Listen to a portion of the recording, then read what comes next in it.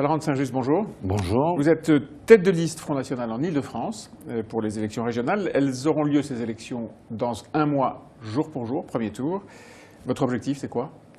Alors, notre objectif, c'est de revenir sur la scène politique du Conseil régional d'Île-de-France, puisque la dernière fois, nous n'avons pas eu d'élus. Alors, les résultats aux départementales et les résultats aux européennes nous donnent des espoirs. Les sondages sont à peu près adéquats avec ces résultats. Dans toute la France. Mais vous avez un objectif chiffré? Les journaux spécialisés et puis les spécialistes presque de l'informatique nous donnent peut-être une vingtaine de sièges. Et exprimer ça en pourcentage, ce sera plus simple. Entre 18 et 20%. Ouais. C'est ce que disent les sondages actuellement. Ce qui est un score pour la région, le fait est qu'à Paris, Paris Intramuros, vous faites en général moins de la moitié. Vous n'avez jamais atteint les 10%. Aux européennes, à Paris Intramuros, nous avons fait 9,5%. Ouais. Voilà, tout près de la barre. Vous n'avez donc pas atteint les 10%. Mais les 10% se calculent sur toute la région. Pourquoi est-ce que vous ne prenez pas? Pourquoi est-ce que vous êtes clairement en retard sur parce que moi j'analyse ainsi. M. Dallonneuil et Mme Hidalgo ont vraiment réussi à modifier la composition sociologique de Paris, et un nombre considérable de familles sont d'abord parties dans la première couronne, maintenant dans la grande couronne. Et il reste des habitants à Paris quand même. Oui, mais ce sont des habitants qui ont beaucoup moins de difficultés que les autres et qui sont... Et votre fonds de commerce, c'est notre électorat, notre fonds de commerce est plutôt donc en grande couronne. Nous l'avons observé aux départementales ou aux européennes où nous avons fait de très très bons scores. Votre fonds de commerce, c'est-à-dire les gens que vous arrivez à convaincre le plus facilement, sont ceux qui sont dans la difficulté, c'est ce que vous voulez dire? L'électorat du Front National est un électorat principalement populaire.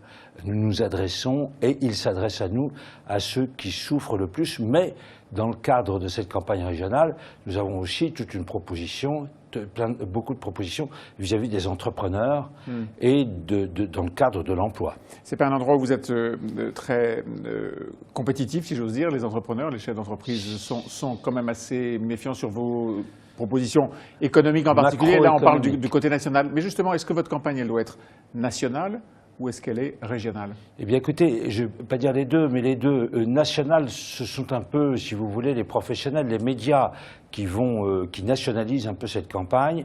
Les compétences de la région... Les professionnels des médias et vos têtes de liste dans certains endroits, tout de même. Oui, c'est très possible. Légèrement nationales. De toute façon, les compétences des régions permettent de toucher aux grandes questions nationales.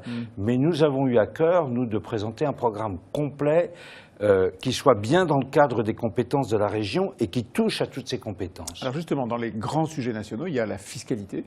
C'est un grand sujet qui agite beaucoup, on l'a encore vu cette semaine. La fiscalité régionale, dont à peu près tous les candidats promettent qu'elle va diminuer, c'est le cas en Ile-de-France, où tout le monde dit Claude Barthelone, Valérie Pécresse, et vous-même, vous dites elle va diminuer.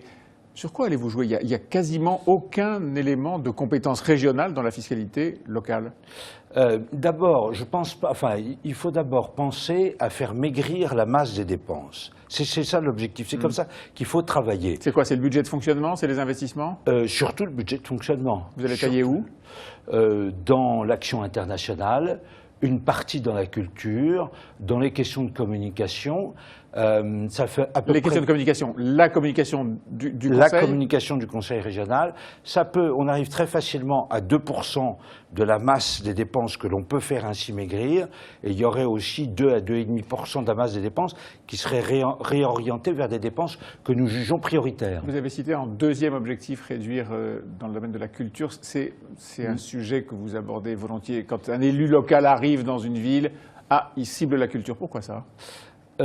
Parce qu'il y a d'autres priorités aujourd'hui, en cette fin d'année 2015. Les questions de l'entrepreneuriat, de l'emploi, des transports. La culture, ça ne sert à rien dans cet univers-là? Ce n'est pas que ça ne sert à rien, c'est moins prioritaire, c'est tout. C'est moins prioritaire. C'est une question de choix politique. Mais nous avons développé un programme culturel important en faveur de la culture populaire et un peu dans privilégier les départements de la Grande Couronne. Je peux vous citer quand même une proposition, ça serait la création d'un grand festival en Île-de-France de la francophonie des arts. Dites donc. Qui est une idée bien originale. Nous Oui. sommes attachés à la francophonie. Les arts des pays francophones devraient être représentés dans un festival en Et Île-de-France. si on revient sur la fiscalité, qu'est-ce que vous allez réduire comme Eh bien, prélèvement? les taxes qui sont de la compétence Il n'y en a pas beaucoup, hein? conseil. Non, il n'y en a pas beaucoup. Bah, au Mais- fond, il y a les cartes grises. oui, et puis la taxe sur l'essence. Oui. Oui, mais bon, ça aura une répercussion immédiate. Vous voyez, faut être Valence, justement sur ce point, ce sont deux sujets qui touchent au transport, aux communications, à la pollution aussi. Aujourd'hui, la ville de Paris, la région Île-de-France, le pays au sens large est assez mobilisé sur les questions de COP21, etc. Quelle est votre proposition? Est-ce qu'il faut, par exemple, aller dans la circulation alternée systématique lorsqu'il y a de la pollution? Non, Est-ce qu'il il y a- faut il y a beaucoup- interdire aux voitures qui ne sont pas immatriculées ceci ou cela de Il y a rentrer dans beaucoup Paris? d'autres solutions. Il est vrai qu'il faut s'attaquer à ces questions de pollution qui n'existent pas simplement lors des pics de pollution, mais un peu tout le temps. Alors qu'est-ce que vous en faites, par exemple, Île-de-France. vis-à-vis de la voiture? Il y a beaucoup de gens qui vont voter, qui se disent, voilà, j'ai besoin de ma Non, voiture, de mon camion quand je suis artisan. Monsieur, Qu'est-ce que je oui, fais? vous avez raison. Techniquement, la voiture et le diesel actuel ne polluent plus du tout autant qu'autrefois. Les sources de pollution importantes sont ailleurs et c'est à ces sources de pollution qu'il faut s'attaquer. Nous avons développé tout un programme d'environnement. On a un spécialiste de l'environnement avec nous qui est Philippe Murer et nous attachons une grande importance à cette question-là. Alors c'est sûr. concrètement, Eh bien, donnez-moi une proposition sur le plan du climat. Mais je peux vous donner des propositions très précises, dont un grand journal du soir a parlé précisément il y a 2 jours. C'est ce qu'on appelle les aspirateurs à particules. Ouais. Les pics de pollution sont créés par des particules. On le sait, techniquement parlant, scientifiquement parlant. Il faut, sur les moteurs diesel anciens, mettre des aspirateurs à particules. La technique existe. Et la région va financer ça? Oui, la région peut parfaitement financer ça.